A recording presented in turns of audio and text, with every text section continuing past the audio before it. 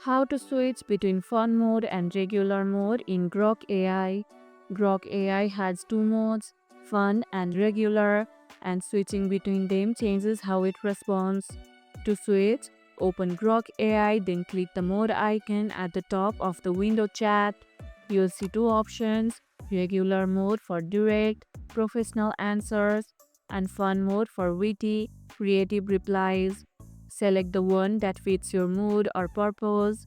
You can also type switch to fun mode or switch to regular mode directly in chat. Grok will instantly change its tone. Use fun mode when brainstorming ideas or creating social content, and regular mode for tasks like research and summaries. Which Grok mode do you use most often? Share your favorite in the comments below. And that's how you can switch between fun mode and regular mode in Grok AI.